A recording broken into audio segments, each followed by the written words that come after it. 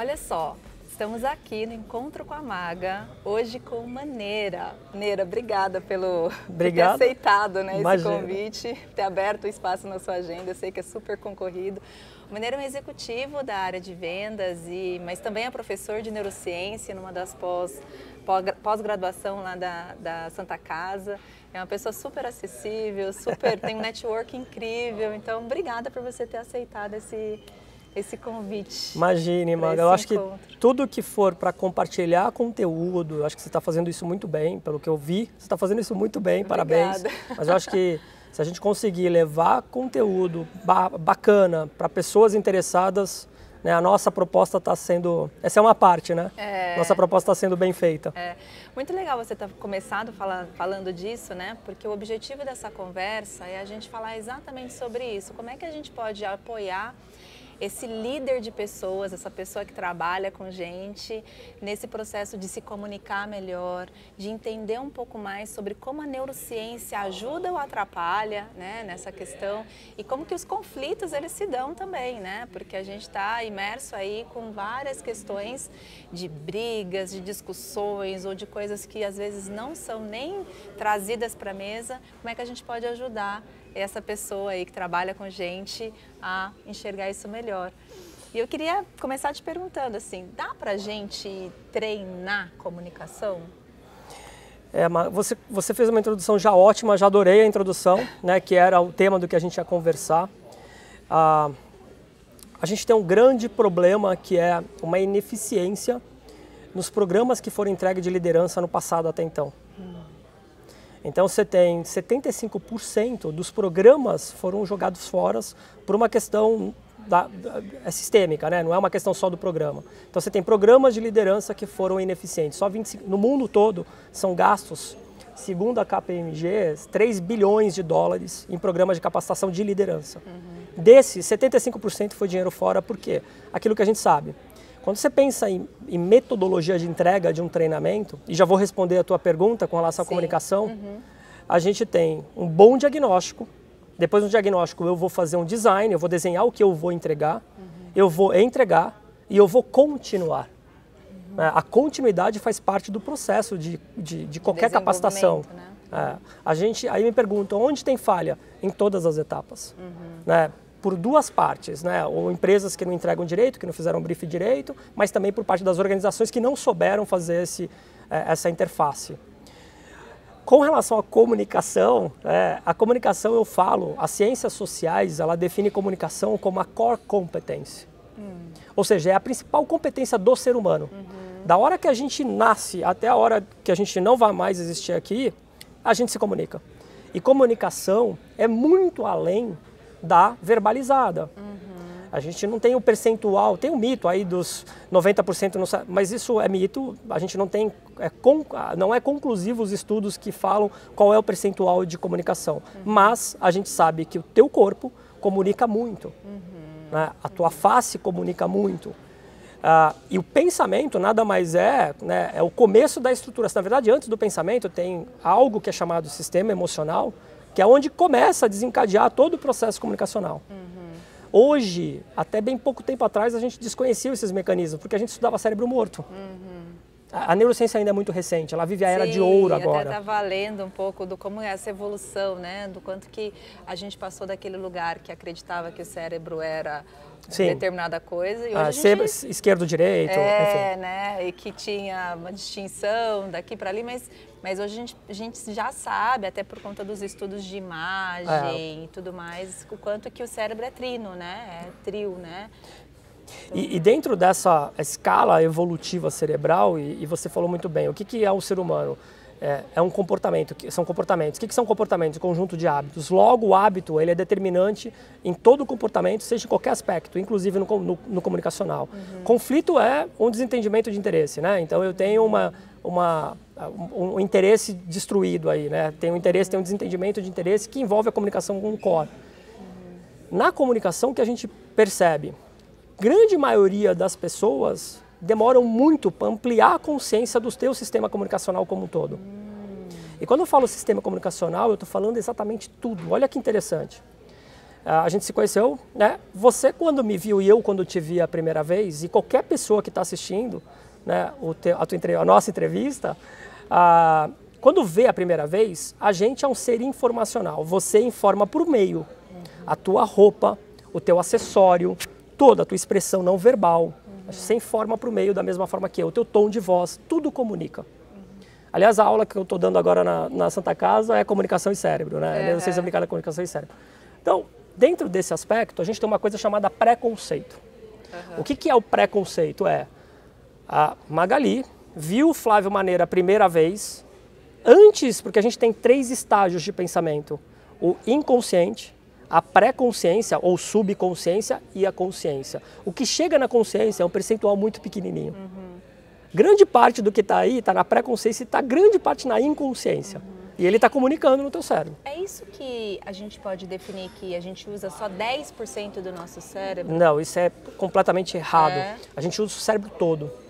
Esse é um outro mito. Tem vários mitos aí com relação ao cérebro. Primeiro é que a gente usa um percentual pequeno. Não, o teu cérebro é um sistema vivo que ele está o tempo todo integrado e se comunicando. Você tem determinadas regiões que são menos ativadas ou mais ativadas.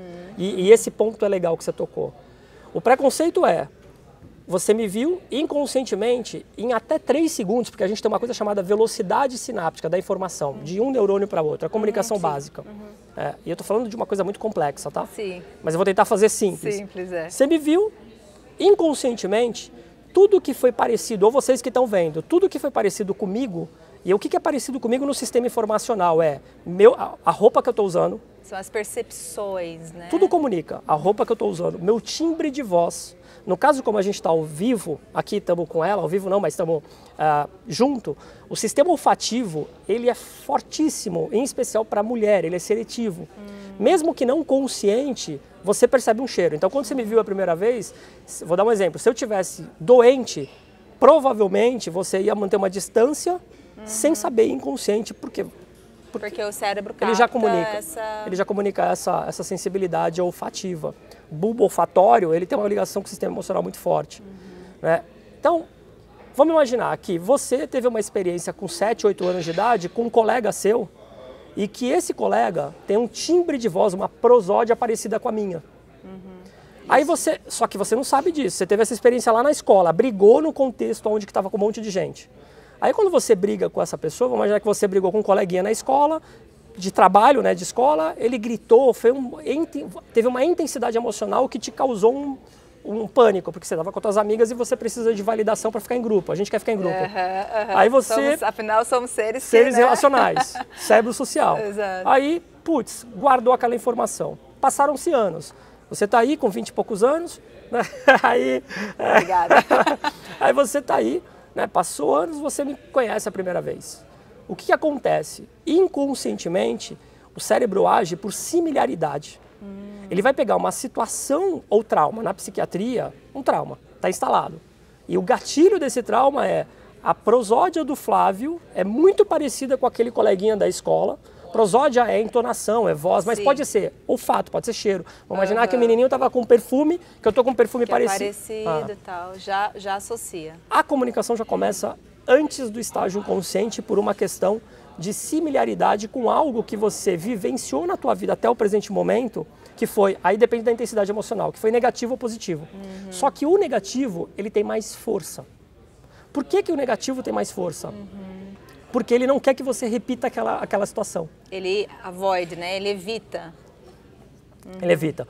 E comunicação, Flávio, voltando, né? Falei tudo isso, mas comunicação é treinável? Não só comunicação é treinável, tudo é treinável. A questão é que a gente não entendeu que para eu treinar algo ou para eu mudar um hábito, o fundamental que é determinante é o ambiente, não é só interno. Então, se a pessoa, Flávio, eu quero mudar o hábito de estudo. Se você não pensar no ambiente, nos estímulos sensoriais que estão vendo nesse ambiente para você estudar, se você não mudar o ambiente, seja para comida, seja para treinar a comunicação, seja para qualquer coisa, você vai ter um percentual muito pequeno de ganho. Então, o que você está dizendo é que para que eu consiga me comunicar melhor, com maior consciência, eu também preciso estar pensar no ambiente, pensando em qual é esse ambiente que essa comunicação ela vai se dar. Que esse treinamento vai se dar. Que essa Porque você tá fazendo um recorte mais focado na questão de comunicação para treinar, para capacitar, para desenvolver, é isso? Ou não necessariamente, para tudo. Então, por exemplo, você, porque assim, eu sempre falo, comunicação, por que é a core competence? Independente de um vendedor, independente de uma pessoa que não vende, de qualquer que seja o teu cargo, quem se comunica melhor, e outra, não tem a ver com introversão e extroversão. Tá. Você tem excelentes comunicadores, oradores que são introvertidos. Exato. Então, é capacidade de pensar, estruturar, né, estruturar a tua narrativa baseado na adaptação da mensagem. E não é simples isso, porque a gente tem padrões. Então, por exemplo, vamos imaginar que eu vou conversar com você, ao contrário. Eu vou estudar o teu padrão comunicacional para eu adaptar a minha mensagem à Magali. Né? Então, eu tenho que adaptar. Isso envolve até, né, você acha que conhece bem disso, mas envolve até a velocidade da fala. Sim. Então, se você fala, eu estou na minha natureza aqui porque você me deixa muito à vontade, então estou na minha natureza.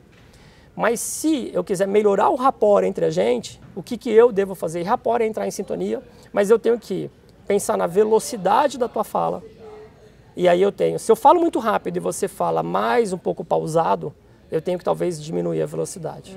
Eu tenho que pensar na altura, na entonação da minha voz. Eu tenho que pensar em um monte de elemento que a gente nem presta atenção. Sim. Logo, se comunicar bem não é só o que você quer falar, mas é em especial a adaptação da mensagem que você quer falar baseado no padrão comunicacional do outro. E para isso eu tenho que prestar atenção. É interessante isso que você está falando, que me veio uma história, um atendimento que eu fiz de uma pessoa que falava assim: Maga, me disseram que eu sou muito rápido, que eu tô ali, a pessoa vem querer falar comigo, quando vê já estou em outro lugar e já me deram esse feedback. Precisa ser mais devagar, precisa ser mais lento.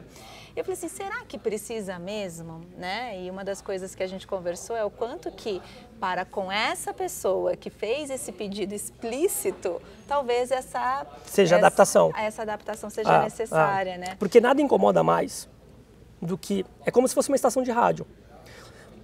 Se você está ouvindo uma rádio e ele não está pegando bem... Está sintonizado. O que é sintonia? Então, nada incomoda mais do que alguém que fala muito rápido e num tom mais alto do que alguém que fala mais pausado e num tom mais baixo.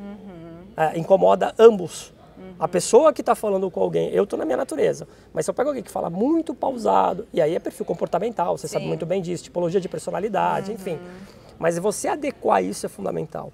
E o outro, que eu sempre falo a gente vai para uma reunião ou vai para uma comunicação em qualquer contexto, seja para tratar um conflito, seja qual for, a gente, de forma geral, o ser humano, ele é um eterno procrastinador e ele é um falho planejador.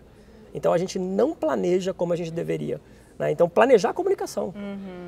Um exemplo disso, eu fui no LinkedIn, tem alguns anos, e o LinkedIn, o Brasil, embora é um bom usuário do LinkedIn, ele é péssimo na comunicação no LinkedIn. Sim, faz todo sentido. Faz todo sentido. E é uma baita... Aliás, tenho várias histórias do LinkedIn, eu fui chamado para a empresa que eu estou por causa de um vídeo meu no LinkedIn. Olha que interessante. Eu tinha palestrado num congresso, pegaram um pedaço do vídeo e colocaram lá. A Talent Acquisition, né, empresa dos Estados Unidos, viu o vídeo e me chamou.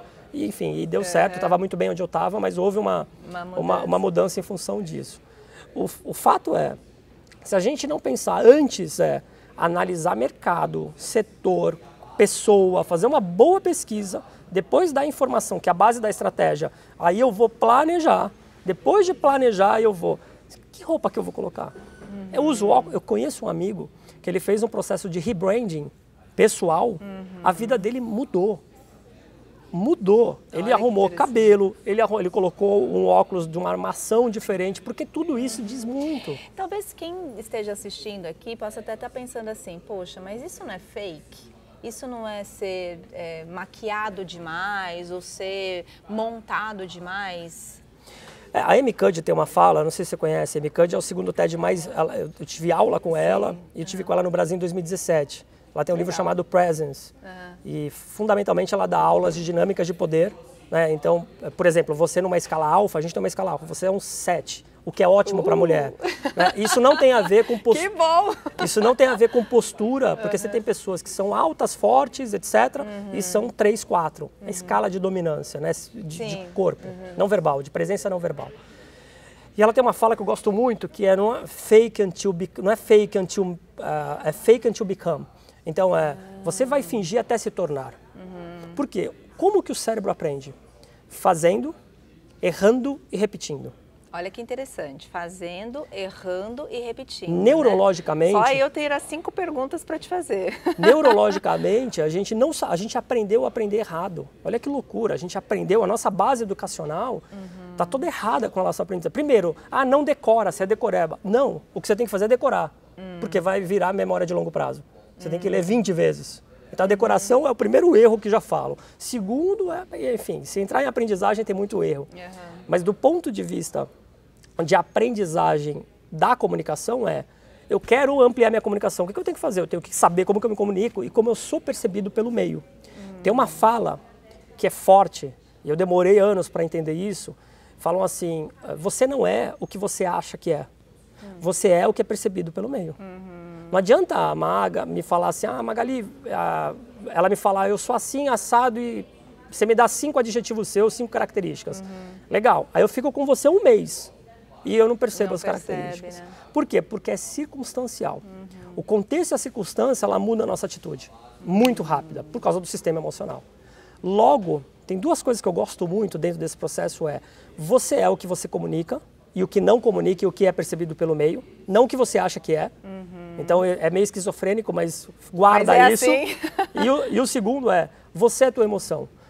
Toda tomada de decisão, seja motora, para eu fazer isso, para eu levantar o café, para eu pegar o café, para eu segurar minha mão, toda tomada de decisão, seja ela cognitiva, seja ela falada, seja ela pensada, ela começa no sistema emocional, ela vai para uma região que a gente tem as funções executivas e ela volta para o sistema emocional.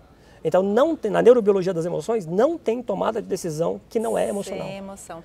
E é muito interessante isso, porque tem muitos líderes de pessoas, gestores de empresas e donos de negócios que evitam as emoções, né? Que não entram em contato com as emoções e acabam, não usam isso que é tão natural nosso, que é tão da nossa natureza e que é tão poderoso, né? O conhecimento, eu diria o seguinte, se você pegar as novas habilidades que são exigidas, a primeira que a gente tem uma escola que preparou a gente não para o futuro, mas para algo do passado. Hoje está mudando bastante, né? A gente está no espaço aqui de economia colaborativa, criativa, que é a pegada, né? Cérebro social, relacional. Ou a gente vai morrer como indivíduo, ou a gente vai trabalhar em grupo e vai melhorar tudo que tem que melhorar, porque está tudo mais difícil. Tomara, Esse tipo de colaboração é muito favorável. Né? Não é competição, é colaboração. É colaboração, exatamente. Não que a competição não seja saudável, tem um lado da competição que é saudável também. Mas estou falando aqui em termos de complexidade. O problema mais complexo, eu preciso de mais gente inteligente para se sentar junto e colaborar. Tem uma máxima do sistema emocional que é o seguinte, as pessoas desconhecem que, por exemplo, o que a gente come vai sintetizar no cérebro rapidamente e o final, o outcome disso é o sistema emocional. Então, o primeiro passo, tem um livro antigo que fala saúde começa na cozinha. Sim. Ou seja, se a gente não entender que a gente está com uma disfunção, uma incapacidade nutricional no mundo, saiu recentemente uma pesquisa que vai ter 1 bilhão de obesos em não sei poucos anos agora. A obesidade e o sobrepeso, ele está muito alto porque a gente encontra pessoas com sobrepeso e com anemia. Por quê? Porque não tem nutrição, não tem qualidade nutricional. Se a gente for para o lado emocional, o que você come, ele vai regular a tua emoção. A bioquímica do alimento, ela vai regular a tua emoção. Se você faz atividade física ou não, vai regular o teu sistema emocional. Se você dorme bem ou não, vai regular o teu sistema emocional. E tem mais outros, tá? Se eu colocar só esses 3 pontos, 90% da humanidade tá ferrada. E quantos líderes acabam não tomando água, não almoçando, ou não dormindo direito? E não sendo um exemplo para a equipe com relação a isso. Exato. Né? Então a gente vê que eu sempre falo, a neurociência aplicada, porque eu acho que tem que ter a base, tem que ter a teoria, mas tem que juntar com a aplicação, com a prática. É muito interessante estar falando, porque eu queria ouvir a sua percepção. Você falou anteriormente que nós somos emoção, né? Que todas as nossas tomadas de atitude, de ação, tudo isso está vinculado às nossas emoções. É possível a gente controlar as emoções numa situação conflituosa, por exemplo? Sim, mas olha que louco. A única forma de você treinar esse controle da emoção é exatamente no ambiente que te tira a emoção. Por isso que é difícil. Mais. Vou dar um exemplo. Tenho medo de altura, de trampolim. Eu não tenho medo, estou dando um exemplo. Tenho medo de altura. Só que eu preciso, numa situação determinada, num treinamento, pular de piscina, se eu nado, sei lá, qualquer coisa.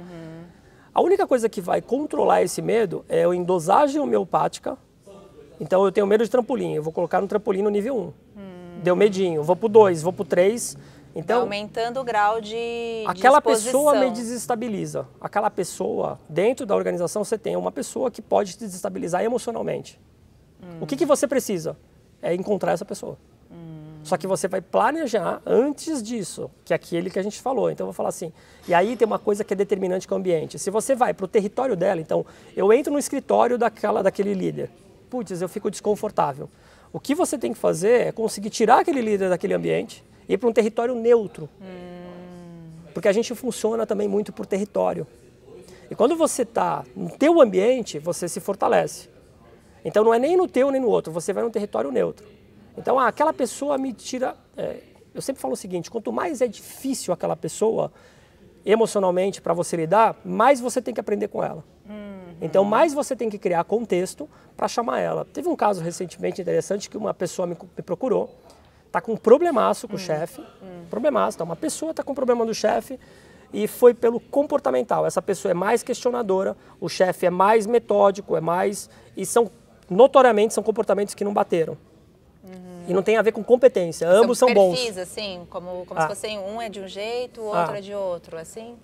E o que essa pessoa falou? Na hora que ela falou e reclamou, etc., a primeira pergunta que eu fiz foi, e já está rolando há alguns meses, a primeira pergunta que eu fiz assim, você foi atrás dessa pessoa, chamou ele para ir tomar um café fora do ambiente organizacional, vai lá num cafezinho, né? Tira essa pessoa e teve uma conversa transparente com essa pessoa, baseado, né, num bom feedback, né, desconstrói o que foi internalizado, o que foi construído baseado numa situação. Putz, eu nem tentei, eu não consigo. Então, porque emocionalmente ela está desestabilizada. Né? Mas é possível você... Não vou falar que é fácil, mas é possível você... Quando você fala assim, desestabilizada, ela está desestabilizada, o que quer dizer isso? A emoção, ela externaliza fisiologicamente no nosso corpo. Sim. Né? Então vai ser suada, aumento de voz, o calorão, contato visual desviado, tem vários sinais. Porque emoção nada mais é do que uma resposta fisiológica. O que a gente fala emoção é que nem cérebro e encéfalo. O correto é encéfalo, não cérebro. O certo é sentimento. O nome que a gente dá é sentimento. Então a gente tem os sentimentos básicos, a gente fala emoções básicas, são 6. Né? Dentro das emoções básicas, todas elas, a gente tem durante um dia, até agora, por exemplo, da hora que a gente acordou até agora, a gente teve pelo menos umas 200 a 300 emoções básicas trilhando. Só que é no olhar periférico. Poucas chegaram na consciência. Então você está andando na rua, você vê algo perifericamente que te dá nojo. Né? Legal. Você viu um carro passar, fez um barulho, te deu medo.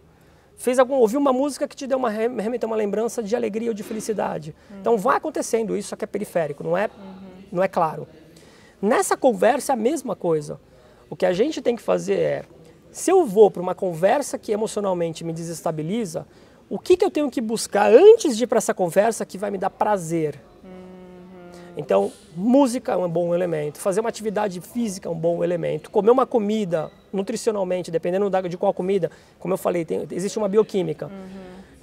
Você tem neurotransmissores, certos neurotransmissores, eles são ativados muito rapidamente por um alimento que você come, é segundos. Então, às vezes até o alimento que você vai comer antes de ir para uma conversa difícil vai fazer diferença. Depois eu quero saber que comida é essa que tem que comer, porque eu quero deixar na bolsa. Né? Mas olha só que interessante que você falou, né?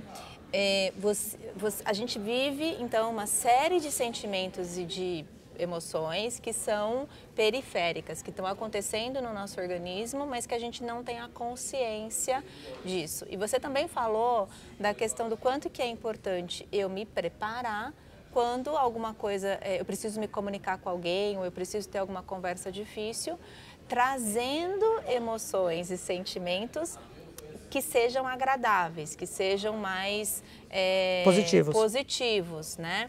Eu nem sei se eu curto tanto esse termo positivo ou negativo, porque meio que parece que tem sentimentos que é ruim ou bom. Não. Tudo é informação, sim, né? Então, mas enfim, a gente tem que se preparar para isso. Tá. Esse preparo, ele ajuda a gente a trazer essas emoções e esses sentimentos para a consciência? Ou a gente substitui? Não, pode ser as duas coisas, depende. Depende muito de como foi esse preparo, do ambiente do preparo, porque qual que é o ápice? É a simulação mais próxima da realidade. Tá. Então, um exemplo disso e outra, tem uma coisa interessantíssima, o cérebro nasceu para falar, tem estruturas muito claras da fala, do simbólico, do significado, da significância. Então, eu falo vai ser rapidinho. Rapidinho para mim é uma coisa, rapidinho para você outra, rapidinho para quem está assistindo. Então a gente vai ter 1000 definições de rapidinho. E a gente tem uma incapacidade de alinhar essa expectativa, né, de ser claro na comunicação. Essa significância e a fala, ela é exclusiva do ser humano. A gente só sobreviveu por causa da nossa linguagem, capacidade linguística, que praticamente todas as regiões do cérebro são ativadas. Todas, mas tem algumas bem específicas. Tem uma chamada área de Broca, a área da Broca, Wernicke e fascículo arqueado, que é uma fibra. Não vou entrar na anatomia porque não precisa, mas tem uma estrutura muito clara. A gente não aprendeu, isso vem na primeira infância, a ler e escrever. No cérebro não tem áreas de leitura e de escrita. Você tem que desenvolver na primeira infância. Só que o que vai melhorar a tua capacidade comunicacional, emocional, de preparo, tudo, é o quanto você lê e escreve. Então, vou dar um exemplo que é um exercício simples. Olha que interessante, né? A gente não tem essa área no cérebro, mas isso ajuda a gente a falar melhor, né? Olha, você vai ter uma composição e você vai ter um pensamento mais estruturado. Mas é treino. Então, Flávio, qual que é a principal dica para treinar a comunicação e automaticamente está junto com a emoção? Porque, como eu falei, somos emoção. E a gente comunica o que é. Então, isso anda de mão dada. Não é uma coisa que é ali ou aqui. É assim. É junto. Na verdade, tudo é assim. E quando a gente fala de comunicação emocional. E interdependente. É integrado e totalmente interdependente. Então, só uma coisa. Se você aumentar o índice de leitura, as pessoas no Brasil, é assustador o índice de leitura no Brasil. É super baixo. Eu dei aula na FGV há um bom tempo. O índice que eu tenho de 2017 da FGV, um brasileiro formado em universidade, um livro de 200 páginas, que não é um livro grande, médio, a média, ele lê menos de que um livro ano. Na verdade, ele lê 0,6. É muito pouco, né? É muito pouco. As pessoas não leem. Eu não sei como que está hoje, eu imagino que seja pior. Quando eu estou falando, é leitura. Se você aumenta o índice de leitura, o segundo passo é aumentar o índice de escrita. Tem estudos muito conclusivos e significativos que se você... Eu por exemplo, hoje eu estou com 47 anos, faço 48 esse ano.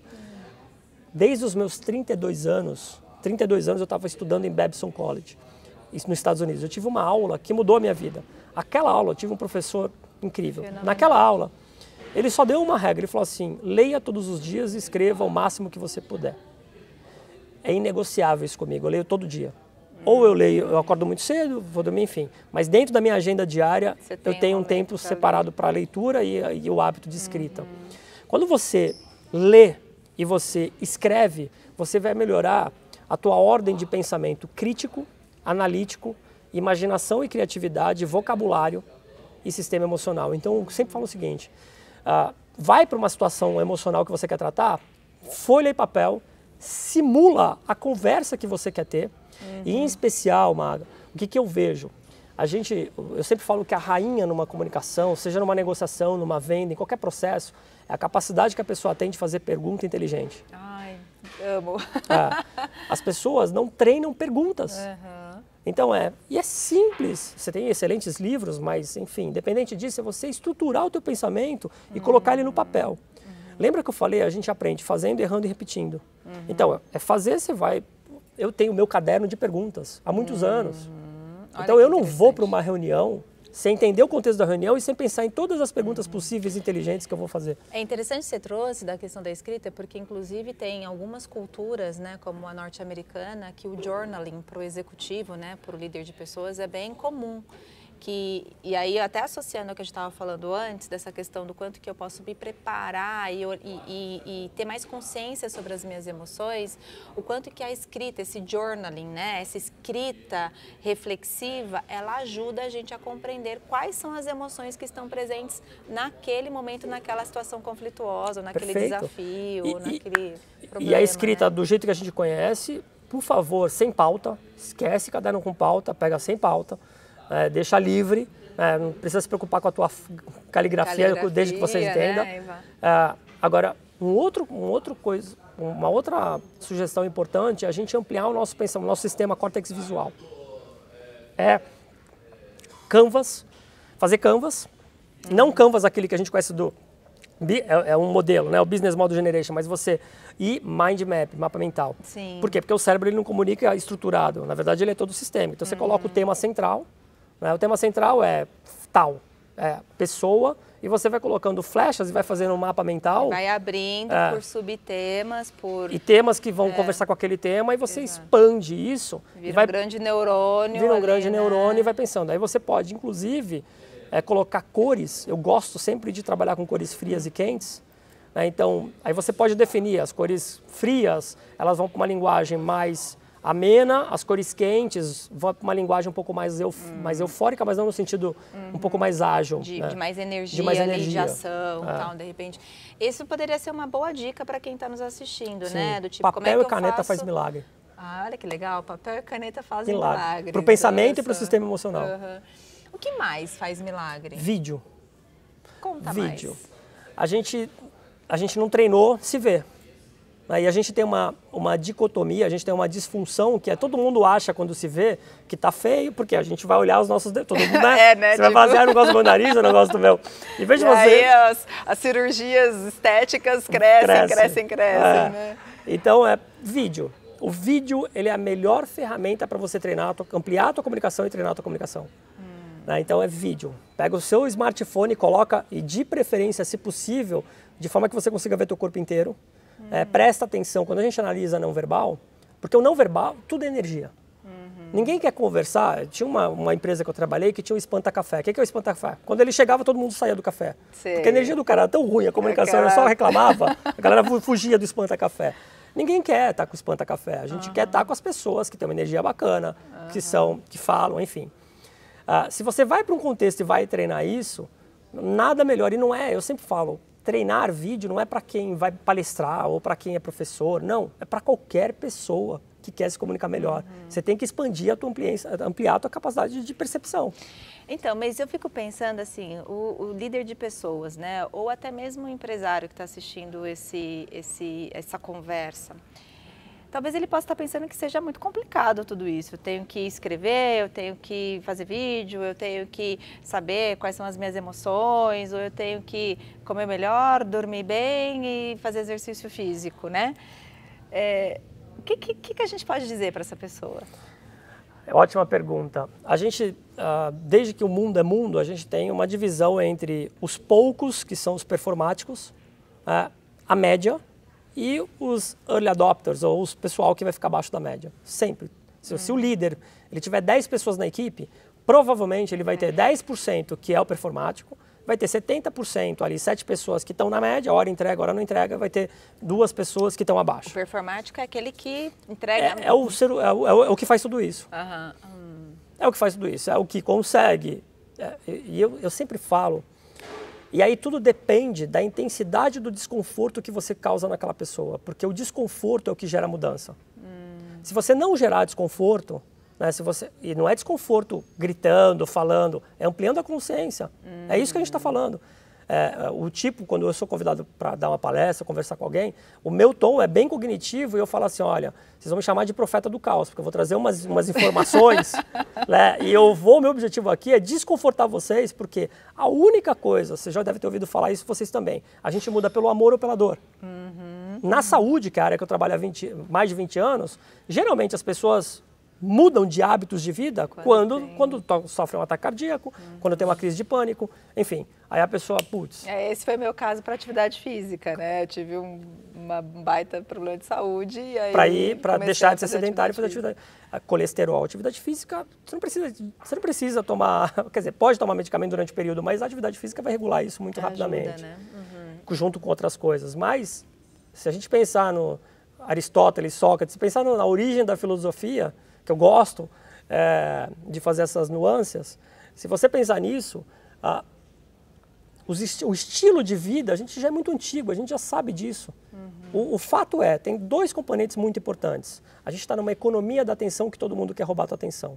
E no cérebro tem uma coisa chamada AIDA, que isso é de 1928. Eu só vou conseguir...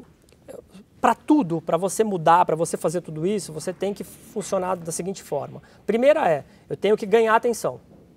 O cérebro, ele ganha atenção em segundos. O próximo passo, depois da atenção, eu só vou ter interesse se eu ganhar atenção. Então, a atenção em segundos, eu vou aumentar o interesse. Do interesse, você vai para a desejabilidade. Eu tenho desejo de ficar aqui. E, por fim, promove a ação. Então, o AIDA, que é usado pelo marketing digital, que é usado pelo marketing, ele é de uma origem cerebral. Por quê? O precursor do foco é a atenção. Eu só vou ter foco para fazer algo se eu tiver meu sistema atencional. A gente tem uma área no cérebro chamada sistema atencional supervisor. E essa área, ela é responsável por essas funções executivas. Essas funções só são melhoradas se eu tiver atenção. Como que está a atenção? Vou dar um exemplo. Se você que está assistindo essa entrevista tiver com o seu celular do lado virado para frente, vai chamar atenção. E se na hora que a gente estiver falando uma coisa que está muito interessante para você, vier uma notificação no teu celular de alguém, acabou. A gente acha que o cérebro faz muita coisa ao mesmo tempo. Ele faz, só que ele divide a excelência, a execução. Por isso que o líder, quando ele está numa conversa, por exemplo, com seus liderados, é muito importante esse lugar da presença, né? Livre-se de estímulos externos. Essa coisa de tirar os estímulos, virar o celular, tirar o seu e-mail, fechar o notebook, justamente esteja com a pessoa de forma presente, porque a autenticidade e a genuinidade, né? Estar genuíno, a autenticidade e ser genuíno, ele mesmo que a pessoa não tenha um entendimento de linguagem não verbal, ou não estude profundamente, não entenda isso, a gente sabe. A gente sabe quem está presente de verdade. Alguma coisa no teu corpo, a gente tem essa intuição pré-instalada. Tem esse sensorzinho. Da mesma forma que a mentira. A mentira, ou a falta de confiança, porque qual o maior elo numa relação? É confiança. E em qualquer elo relacional, amorosa, qualquer coisa, confiança. Líder e liderado, confiança. É a base. Como que você consegue confiança? Só sendo autêntico, sendo genuíno, espontâneo, verdadeiro. Se a pessoa está falando alguma coisa, você parece que alguma coisa nela tu não está comprando. A gente sabe, né?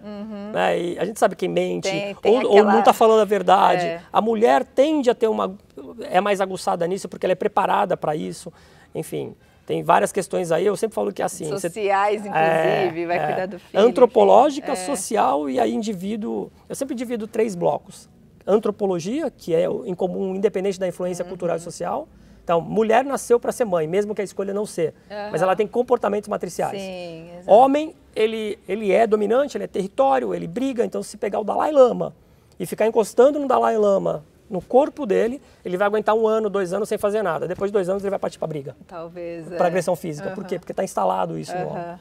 Aí vem a sociologia social, influência cultural. Países religiosos têm uma série de coisas delicadas. E aí depois você vai para o indivíduo. Para o indivíduo, o meu olhar sempre vai ser, eu olho para a Maga ou para vocês, como o teu cérebro funciona. E a gente tem 7 bilhões, 8 bilhões de pessoas, tem 8 bilhões de conectomas. São caminhos neurais diferentes.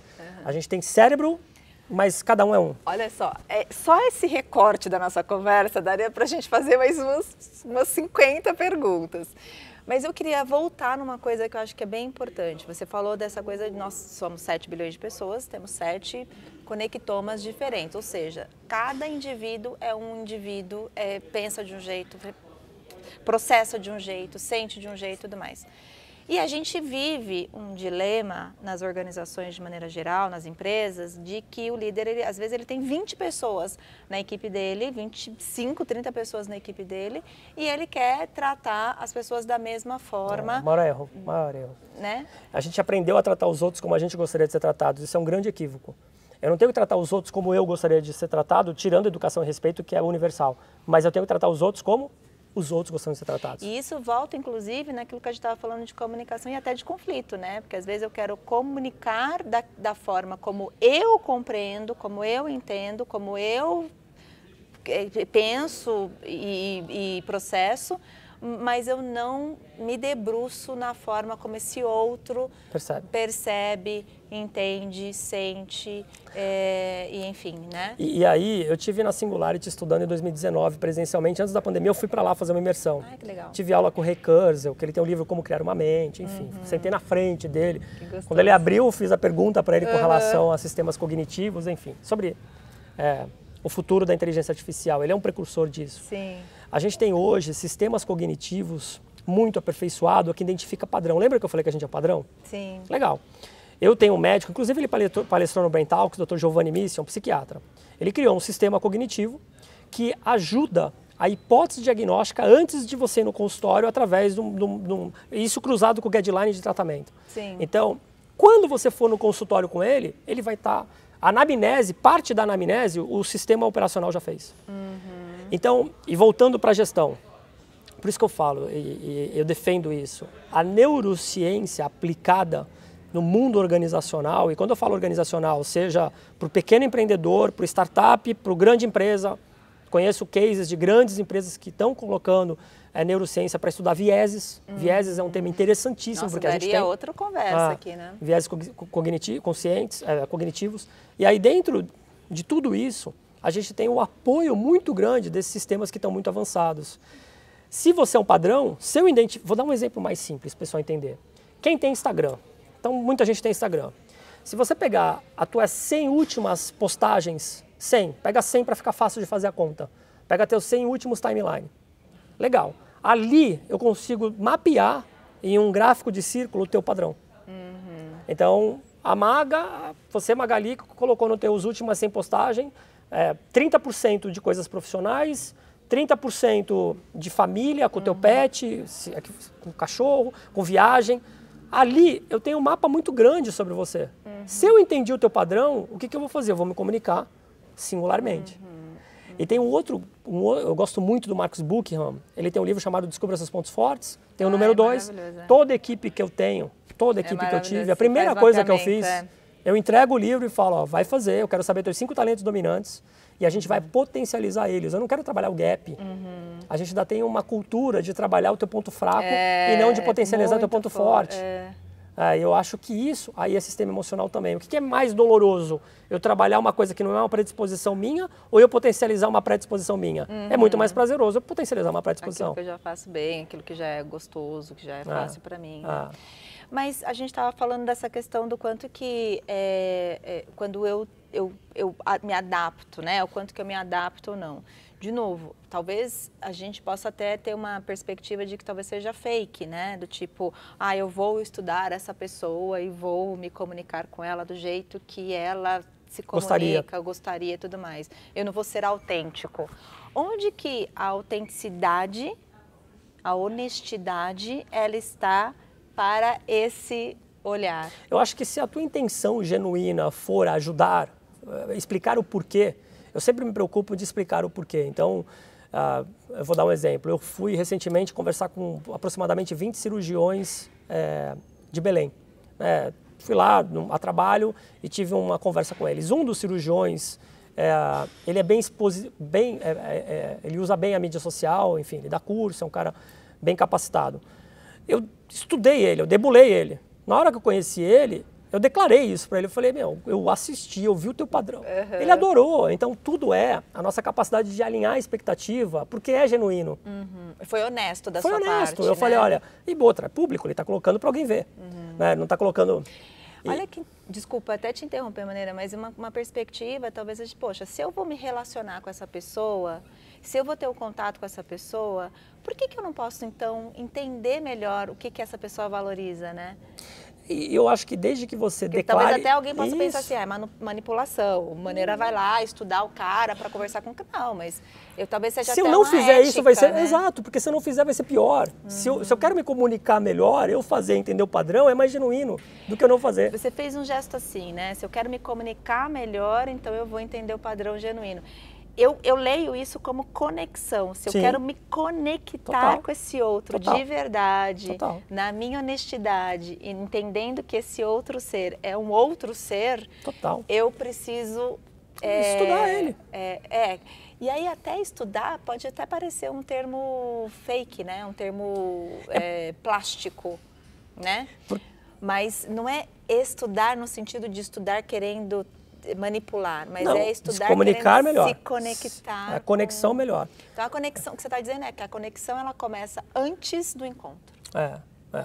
E aquilo, eu acho que, na verdade eu tenho certeza, quando você vai para a singularidade da tua equipe, além do profissional, porque fala assim, eu não gosto, pessoal, profissional. Há muito tempo tentaram dividir, né, o nosso pensamento de que, olha, deixa o trabalho em casa, né, e deixa em casa o trabalho, né? Ou seja, você chegava aqui não é lugar de falar de trabalho, quando você chegava em casa. Só que então, o teu cérebro é um só, o teu sistema emocional é um só. Você não consegue, nem nunca conseguiu dividir isso.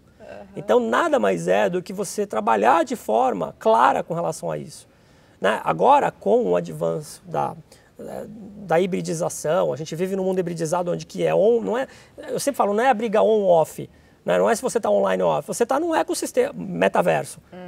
Veio. Dá para a gente entrar nesse assunto. Não tem o que discutir, a questão é, você tem canais de comunicação, né? Você é a tua base e teu cérebro, ele é um cérebro que trabalha tanto no pessoal profissional.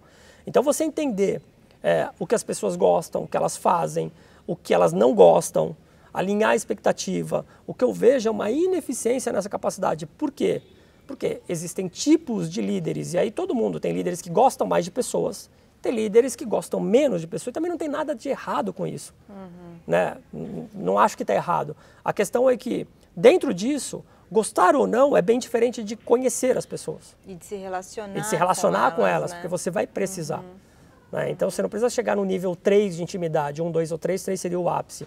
Né? Mas você pode transitar ali no 2, fica na média.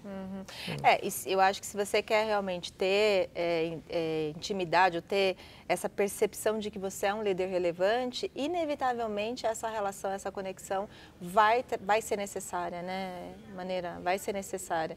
E é interessante você falar assim, né? Que ainda no mundo organizacional existe muito essas pessoas que falam, eu não levo as coisas pessoais para o trabalho, eu não levo as coisas do trabalho para casa, tal. Como Só que o teu cérebro tu leva. O teu cérebro leva, né? Porque afinal de contas é tudo...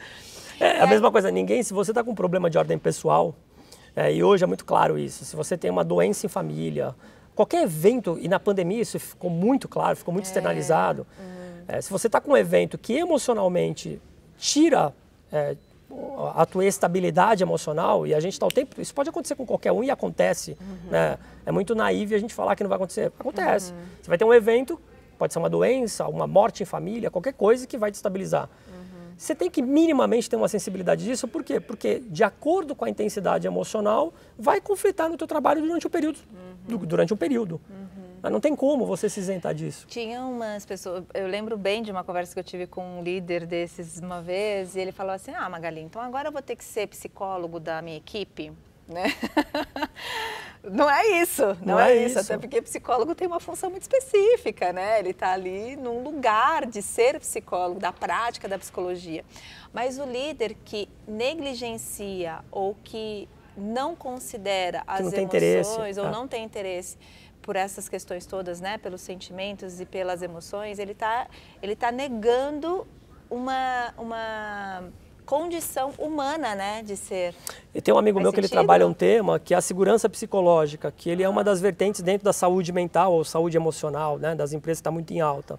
Se você não gerir ou não dar, né, segurança psicológica, você não vai ter nunca o melhor da pessoa, porque a base nossa é a segurança psicológica. Vamos explicar para quem está assistindo o que é a segurança psicológica? Claro.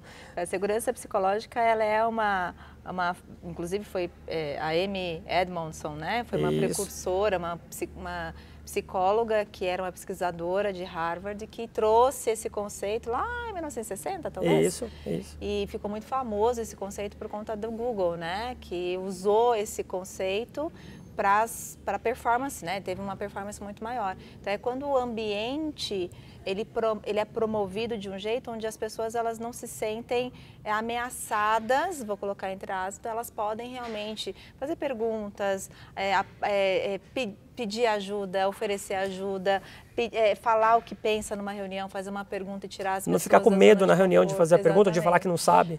Exatamente. Então tem esse lugar, né? E tem alguns pilares que promovem esse funcionamento tão efetivo de um grupo que promove a alta performance, né? E inovação, né? De fato, a inovação, ela vem...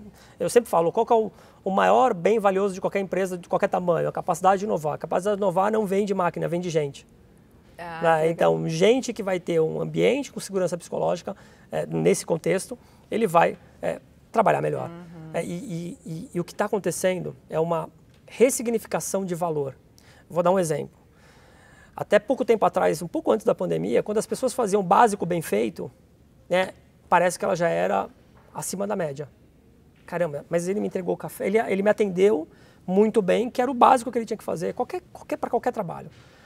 Hoje, o básico bem feito nem é porque o mundo ficou mais, aquilo que você sabe de VUCA para BANI, mas independente dessa terminologia, o mundo está mais complexo, os desafios estão maiores, todo mundo roubando a tua atenção, todo mundo, neocórtex está diminuindo de uma geração, córtex cerebral está diminuindo, e isso inflita na capacidade, impacta na capacidade de pensar. E fragilidade emocional, esses dois componentes. Você está dizendo que está diminuindo, é isso? Tem um estudo grande de tempo de screen. A geração de 15 a 25 anos de idade, eles estão mapeando o tempo que a pessoa fica no screen, seja na tela do celular, no computador, jogando game, etc. Essa geração está diminuindo o córtex em milímetros. Isso é grave, é um estudo multicêntrico que está rolando. E dentro desse contexto, o que a gente percebe? A gente percebe que se eu não promover um ambiente performático, né? E o performático a pessoa tem que ter claro o que é o básico bem feito, porque o mundo está exigindo hoje que o básico bem feito não era mais suficiente. Ele era suficiente até poucos anos atrás. Hoje está tão difícil que se você não ressignificar valor, e o valor é o quanto que de fato eu impactei a minha entrega, não sobre a minha perspectiva, a perspectiva do cliente. Então é do cliente. É o quanto que é sustentável, o quanto que tem de recompra, enfim. A recompra eu digo em qualquer contexto de serviço ou produto. Isso vem de quem? Da equipe.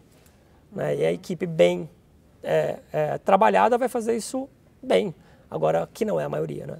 A gente sabe que o líder, eu sempre falo, para mim, eu gosto muito de quando você trabalha com liderança, porque na minha humilde opinião e humilde experiência que eu tenho dentro do setor da indústria farmacêutica, trabalhei muitos anos, hoje médico device, quando eu penso nisso, eu sempre falo, a liderança é o que divide a estratégia da execução, first line management, assim, a base da liderança tem uma falha muito grande, então eu não consigo incorporar a cultura, não consigo transformar essa cultura em desempenho, né, e ressignificar valor. Tá falho esse processo. E tudo é comunicação. E isso, inclusive, é um dos grandes fatores. Tem até um mediador internacional, eu esqueci o nome dele, mas é um cara super famoso. Ele fala que os conflitos, eles começam a partir dos processos, né? Então, tem muito processo que acaba sendo gerador de conflitos e que aí não se vê, não se volta, não se estabelece novos processos, e aí a gente lida com isso de um jeito conflituoso. Então, aí as brigas, as rinchas, aquelas coisas todas que a gente já sabe que acontece, ou até mesmo a apatia, né? Sim. Aquela indiferença, aquela coisa da fofoca no corredor, que acaba sendo mais nocivo do que... Nocivo pra caramba, e não se trata as questões, né? E ele, inclusive, fala que, assim, os conflitos não é o problema. Né? Ter conflito não é um problema, o problema é como a gente lida com eles, né? Na verdade, o conflito até, se ele é bem gerido, é saudável. Né? Super saudável. Mas muito legal, olha só. Que dica que você daria, então, considerando a neurociência, considerando a sua prática profissional, a sua experiência e tal, que dica que você daria para quem está nos assistindo, que é líder de pessoas, que tem uma equipe, que está ali no seu dia a dia tentando gerar resultado através das pessoas ou com as pessoas? Muita coisa dá para fazer, mas eu acho que a primeira é, como eu disse lá no começo, eu acho que você tem que ter um bom diagnóstico. Né? Você tem que conhecer de fato o membro da tua equipe. Eu gosto muito de usar a trilha e de fato você tem que estar junto dando apoio e direção. Né? Então, tem muita gente que não dedica tempo, né? Tá na parte do trabalho, mas não dedica tempo genuíno para fazer o desenvolvimento individual da pessoa. Então é o PDI, né, mais aplicável. Eu acho que a primeira coisa é um bom diagnóstico. Primeiro é autoconhecimento. Se você não se autoconhecer, você não vai fazer isso direito. Começa pelo autoconhecimento. Então primeiro se conheça, meça a sua comunicação, então coloca uma escala de 1 a 10, mas não é você que vai falar. Eu tenho um exercício que eu gosto muito que escolhe dentro do teu contexto algumas pessoas e manda assim, se você pudesse me definir com uma palavra, e não precisa nem saber o nome dessas pessoas, manda para a tua equipe e fala assim, se você tivesse uma palavra para me definir, qual é a primeira palavra que vem na tua cabeça para me definir? Um bom exercício. E a pessoa vai te mandar essa palavra, pede para alguém fazer isso para você não saber quem é. Com isso, você pega uma folha, coloca teu nome no meio dessa folha, você mandou para a tua equipe. Vão vir 10 adjetivos diferentes, alguns iguais, provavelmente vai vir muita coisa diferente. Por quê? Porque você teve um contexto, uma circunstância diferente com cada um deles, que são pessoas diferentes. Com isso, você vai ampliar a tua percepção sistêmica de como que as pessoas te percebem. Legal. Para você entregar valor, para você fazer o que você quer fazer, coloca 5 elementos que são fundamentais. Dentro do teu mercado, do teu setor, legal. Esses adjetivos conversam com isso ou não? Legal. E aí você vai ter que fazer um plano para conversar. Então aí, qual é o contexto e circunstância ambiente que eu vou buscar na minha equipe para eles me identificarem com esses 5 adjetivos que eles me identificaram? Que é exigido pelo mercado ou pelo setor que eu atuo. Entendi. Então esse mapa... depara, né? Parece um depara, né? Um disso como eu sou percebido para um aquilo como eu gostaria de ser percebido ou como eu gostaria de ser visto, né? E é muito interessante porque às vezes a pessoa que está nos assistindo pode falar assim, poxa, mas eu vou mudar quem eu sou? Né? Então eu vou deixar de ser quem eu sou? E eu acho que o que você está falando não é isso, né? Você está falando que se tem algumas premissas, vou colocar assim, alguns valores que talvez sejam importantes para que você gere mais resultados, né? Para que o seu negócio seja mais sustentável, talvez você possa eu falo que a gente ir em direção a, né? Eu sempre falo, o cérebro nosso é plástico, né? Então a gente muda o tempo todo. Isso já é biológico, porque a base de tudo que a gente está falando é na biologia. Então eu gosto de falar, você vai promover uma neuroplasticidade intencional. Então você vai criar um novo mecanismo para você criar uma neuroplasticidade, para você ativar regiões, criar novas conexões, fazer uma neuroplasticidade intencional. Então é genuína, é intencional. Né? Então tudo é a releitura do significado que você dá para algo. E isso atrela o emocional. A gente, mas eu vou ficar fake. Para com isso, meu. Você vai melhorar. Né? Você vai potencializar um aprendizado teu. É a mesma coisa o lifelong learning, né? Não dá hoje para você pensar em parar de aprender. Né? Por isso que é valioso o que você faz. E é intencional, né? Eu acho que eu gosto dessa palavra, porque a intencionalidade te coloca como se você estivesse num trilho que você quer estar. Então eu quero estar nesse trilho aqui, eu vou continuar por ele e vou perseguir isso, né? E isso faz com que a gente realmente tenha... a gente tome mais a nossa vida nas próprias mãos, né? A gente controle. A síndrome Gabriela deixa Adoro, de né? existir, Nasci assim, né? sou assim, vou morrer assim. Vou morrer assim, não. Peraí, eu nasci assim. Tive uma construção desse jeito, talvez eu possa ser um pouco diferente, por que não, né? E a resposta disso está na nossa agenda. Olha que interessante. Quando alguém fala assim, eu quero chegar, eu quero fazer isso, primeiro que a gente pouco pensa em futuro. Então, primeiro, tem que ser mais futurólogo, porque também os estudos estão mais conclusivos de futuro. Sigam, tem várias pessoas legais, eu gosto muito da Marta Gabriel. Então, Lala Desenlin, tem várias pessoas. Futuro. Então, primeiro, como que você quer estar daqui a 1 ano, 2, 3, 5 e 10? Pensa, projeta, mapeia isso. Legal. O que você faz baseado no que você quer? Né, hoje, da hora que você acorda, a qualidade do teu sono, na hora que você acorda, da hora que você vai dormir. Coloca claramente, sem autossabotagem, coloca a tua agenda. Aí eu vou te dizer se você vai conseguir isso ou não. E tenha numa folha, eu gosto muito desse, eu faço todo ano isso. Pega uma folha, é simples, pega uma folha, coloca assim, uma linha e coloca o mais e o menos. Todos os hábitos, somos seres de hábitos. Todos os hábitos saudáveis, lista, que você tem. Todos os hábitos que não são saudáveis. Né? Então tá lá, putz, eu como errado, eu tô com sobrepeso, eu fumo, eu isso, eu aquilo, bebo. Se você está num contexto de aprendizado, a gente dá treinamento lá, né? E é muito tempo em treinamento porque é muito complexo. E tem toda uma metodologia lá muito clara. Quando a gente chega, a primeira coisa eu dou uma aula de neurociência para falar o seguinte: se você tomar mais do que uma lata de cerveja à noite, você ferrou teu aprendizado durante o sono. Uma lata de cerveja. Olha só. As pessoas ficam emocionalmente abaladas quando estão num contexto e tomam o quê? Não tomam uma lata, tomam 10 long neck. Né? Então, uma taça pode? Uma taça de vinho pode. Mas tudo porque o álcool é benéfico até certa dosagem para o cérebro, para o contexto de aprendizado. Então, tem um monte de coisa. Então, eu acho que assim, vai estudar. Muito legal. Olha, fica o convite, né? Tem vários convites nesse papo aqui, né, Maneira? Tem muita coisa. Me deu vontade de conversar com você sobre várias outras coisas. Quem sabe a gente faz um outro encontro. Que bacana. Prazer é meu. A gente fica por aqui, mas você pode encontrar o Maneira aí de diversas formas nas redes sociais. Ele tem muita coisa legal, né, Maneira? Legal, muita obrigado. Coisa aí que está sendo lançada também. Obrigada, viu? Imagina, prazer é meu. Obrigada mesmo, de coração. Muito bom. Valeu. Tchau, obrigado.